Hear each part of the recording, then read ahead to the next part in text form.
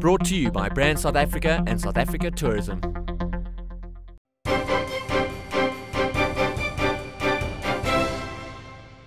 As the global pendulum of power shifts from the developed to the developing world, the 5th BRICS Summit is being held here in Durban, South Africa. In fact, the first ever on African soil. So in this light, Brand South Africa hosted a networking platform that's for business and government leaders. Here's some of the highlights.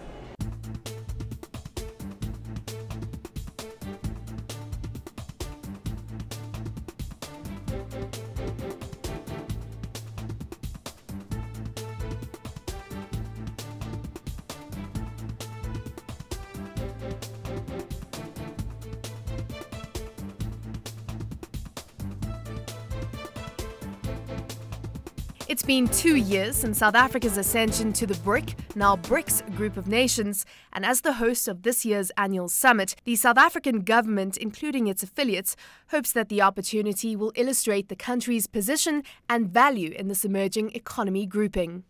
There's a question that is lingering around: why is South Africa part of BRICS, especially insofar as tourism is concerned? Our facts lie in the numbers. I'm not going to steal your thunder, Minister, and brag about the numbers, but I think as South Africa, we have benefited tremendously from our membership of the BRICS coalition. We have invested very well in some of the BRICS members.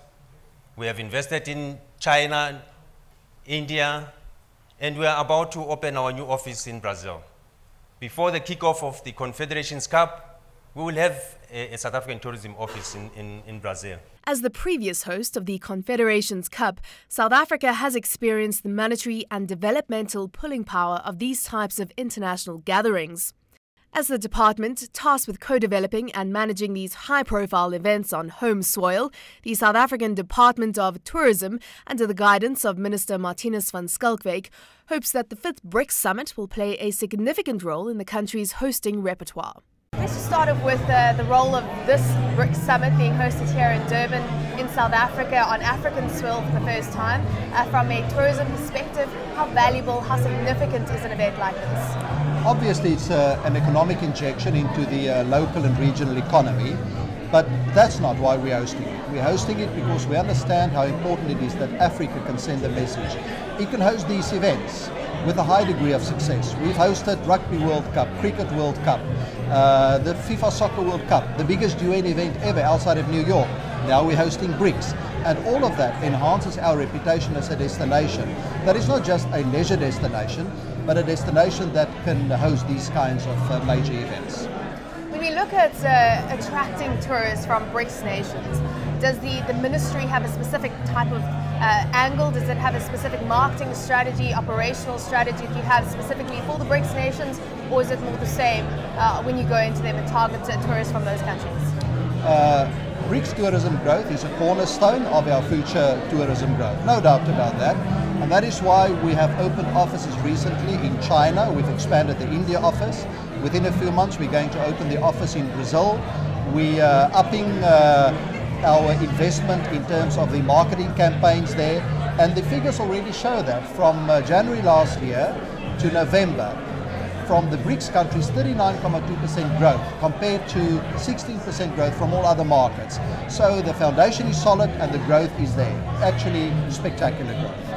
So the growth is there, of course, but one of the hindrances is the fact that we don't have direct flights, or as many direct flights as one would need in order to enhance travel. I know that has been a specific cornerstone of your strategy when it comes to targeting BRICS nations. How much progress have you made? Of course, recently we announced the direct non-stop flight Johannesburg-Beijing, and immediately it started to make a difference. We have to Brazil the Sao Paulo-Johannesburg flight, the Mumbai-Johannesburg flight to India, no flights yet to Moscow. Now Moscow is quite interesting. People think it's half a world away, but it will only be 2 hours more than a flight from Johannesburg to Frankfurt. It's doable with a new aircraft that we will order soon, but we need more flights, and we don't only need South African Airways as the carrier on those routes, we also need carriers from those parts of the world. I was in Brazil last week, met with some of the carriers there. We hope we can make headway, but also from China. I'm absolutely convinced that the market is mature enough to take more flights from Brazil and India, from Brazil and China, and probably India in the next 6 months to a year as well. How much? What are the biggest challenges in terms of making headway and encouraging more flights, not only from South Africa to these nations, but encouraging their airlines to open up more flights to South Africa? Well, obviously airlift is the major challenge, and that is because airlines are very cautious. They operate on a profit margin of less than 1%. So they always a bit skeptical in starting operating in new markets. But we believe their own research are starting to show them that there is already a market, and they will hopefully move quite soon. But then visas is also a challenge, and our colleagues who are in the Home Affairs portfolios, they are all constantly working on this issue, because that is the second stumbling block that we must address, and that I believe we will address.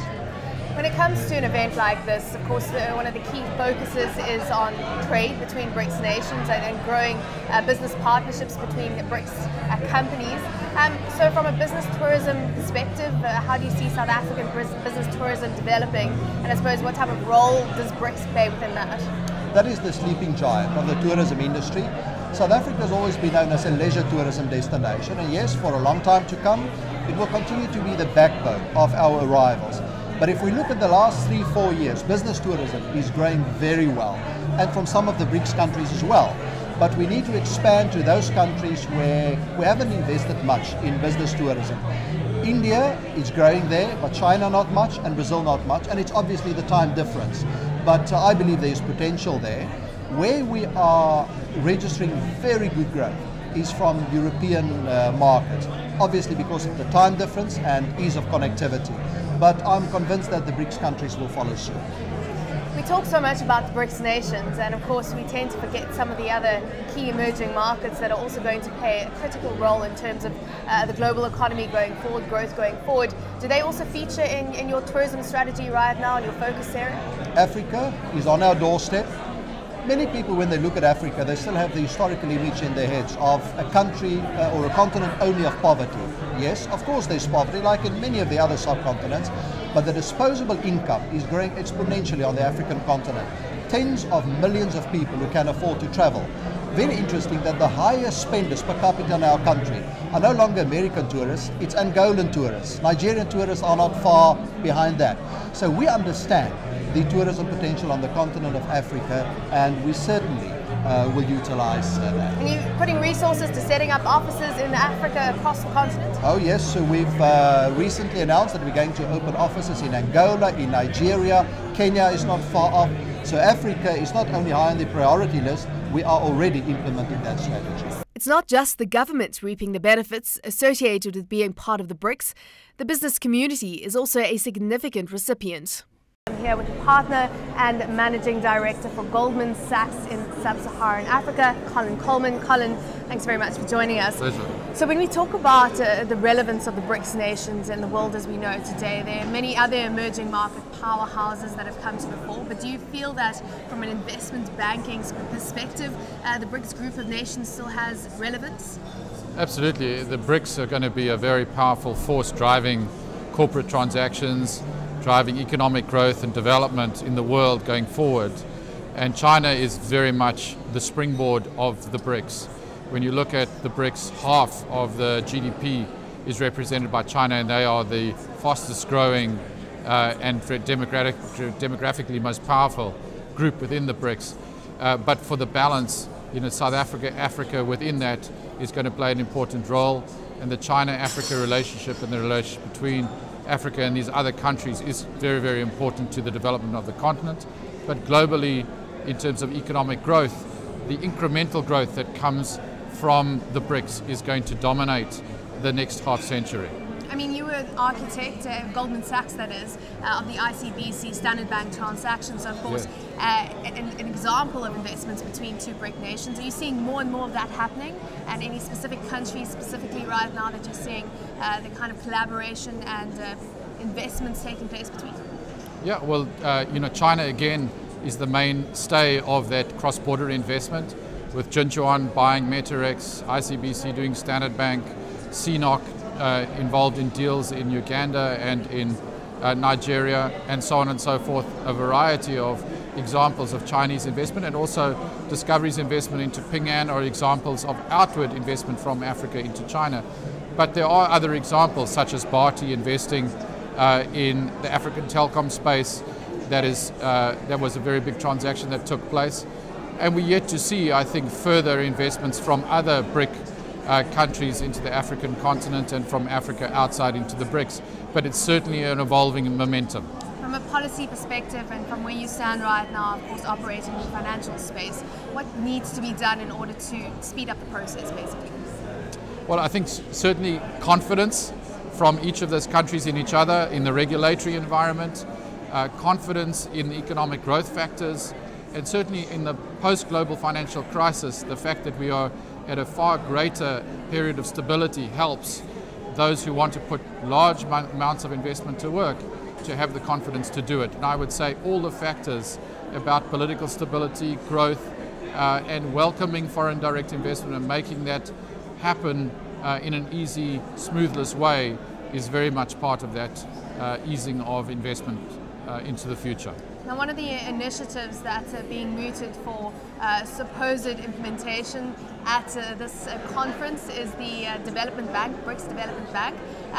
Would that be a competitor to Goldman's in terms of your ambitions on the continent? I mean, how do you see the two of you fitting together in terms of business on the continent? No, not at all. I think that it's far more going to be a competitor with other public sector banks like the World Bank or the African Development Bank, but I don't see them as competitors. Hopefully they cooperate and they supplement each other, but certainly not the private sector shouldn't be doing the things that the public sector banks are doing and vice versa, and the risk mitigants that can be put in place by any development bank, whether it's the BRICS Development Bank or others, to mitigate risks, guarantees on investment, to facilitate private sector investment will help oil the wheels of the Goldman Sachs business or any other global investment bank.